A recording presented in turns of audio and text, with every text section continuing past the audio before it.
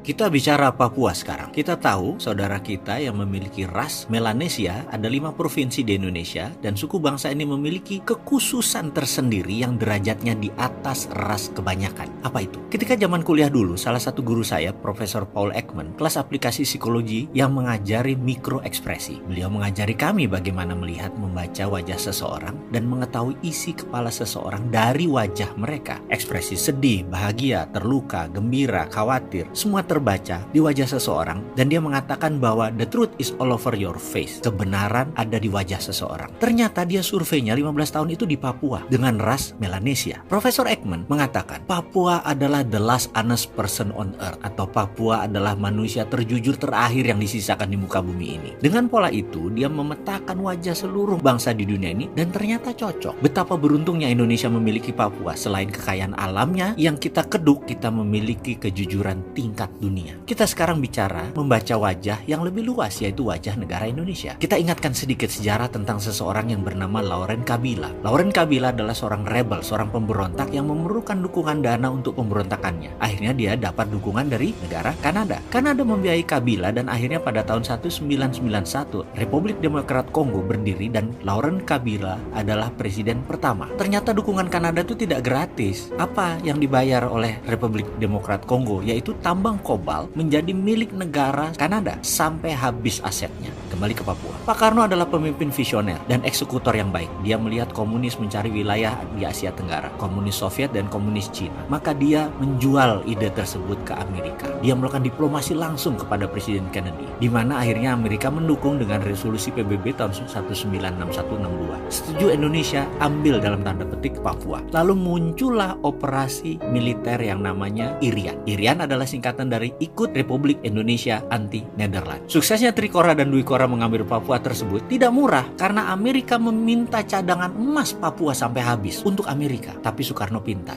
Yang diberinya hanya Grasberg. Sisi lain seperti Iceberg, Oksibil, dan tambang lain tidak diberikan. Dan Amerika setuju mengambil hanya Grasberg. Dan mulailah dibukukan aset Grasberg tersebut sampai 2045 dalam catatan Federal Reserve sebagai underlying dollar. Aset Grasberg tersebut. Tahun 67 mulai dieksplorasi. Lalu ada yang menarik, di tahun 2017, di awal tahun, ada manuver politik, yaitu Indonesia bercita-cita mengambil 51% saham Freeport, katanya untuk kedaulatan. Pengamat intelijen dunia, pengamat ekonomi dunia banyak yang geleng-geleng kepala, nggak percaya keputusan tersebut untuk mengambil saham Freeport. Karena apa? Karena alarm polisi dunia yang namanya Amerika nyala merah atau red alert. Nyala. Maka sejak saat itu Indonesia masuk ke nation threat bagi Amerika. Tindakan Indonesia saat itu ya mengambil Freeport masuk ke nation threat Amerika atau ancaman bagi Amerika. Kalau alasannya Indonesia ingin untung lebih secara finansial, gak usah ambil saham. Masa begitu sih cara pikirnya? Naikkan saja pajaknya. Tanpa modal bisa untung lebih, gak usah setor-setor modal. Lalu kenapa mesti kita investasi? Kenapa masuk modal besar ke dunia tambang? Tambangnya tambang dalam lagi. Ini ide siapa sih? Apa ada pembisik, sponsor negara lain, atau ada yang gosok-gosok kita? Kita nggak paham sejarah kali ya. Negara itu punya kekuatan pajak, nggak mesti ambil saham. Ini lucu. Ini bikin marah negara kampret yang namanya Amerika itu. Dia pendominasi militer dunia loh. Bahkan Senator McCain menegur langsung dengan surat yang mengatakan Indonesia nakal. McCain adalah senator Arizona, tempat Freeport McMoran. Pajak negara bagian tersebut banyak didapat oleh Freeport McMoran. Kalau diganggu dengan 51% serangan pemerintah Indonesia tersebut menjadi ancaman buat Arizona. Padahal deal operation IRIAN jelas bagian dari pengambilan Amerika atas emas Grasberg. Maka sebagai senator Republik penyokong Trump bersama pemilik Freeport yang juga pendana Donald Trump, yaitu Carl Icahn, seorang Yahudi ortodok, menekan Gedung Putih untuk Trump melakukan aksi. Adakah operasi intelijen dilaksanakan untuk membangun instabilitas Papua? Betul, sejak pertengahan 2017 Amerika gerah dan mulailah melakukan instabilitas di Papua meningkat. Apakah Amerika yang bergerak? Atau geraknya Papua hanya karena konflik lokal, karena Indonesia di pemerintah pusatnya tidak bisa menghandle, atau ada unsur asing? Lalu kenapa setiap Desember tanggal 2, di mana itu adalah Hari Bintang Kejora, gerakan Papua Merdeka itu, di 18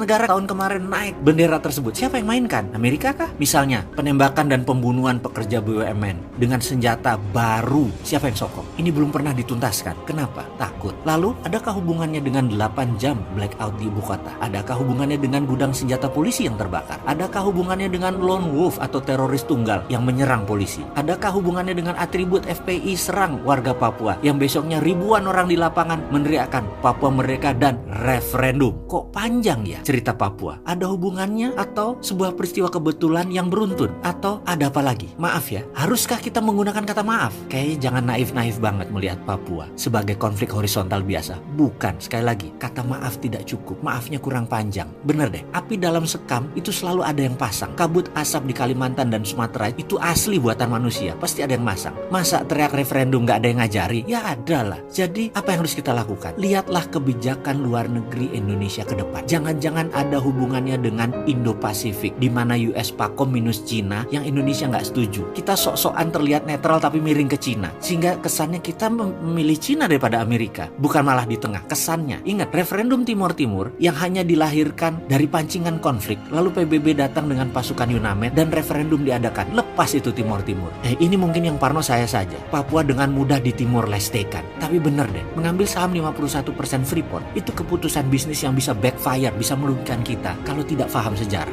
Sampai saat ini kita belum lihat untungnya apa store $4 billion membeli saham Freeport, dan nanti masih tambah dana lagi untuk equity call untuk tambang dalam kira-kira $15 billion, 250 triliun. Dari mana? Ngutang lagi. Sudah ngutang, ada kemungkinan Papua lepas lagi. Atas nasihat siapa sih ini semua? Nggak NKRI banget. Ayo benahi Papua dari dasar sampai geopolitik dunia. Duduk lagi dengan Amerika deh.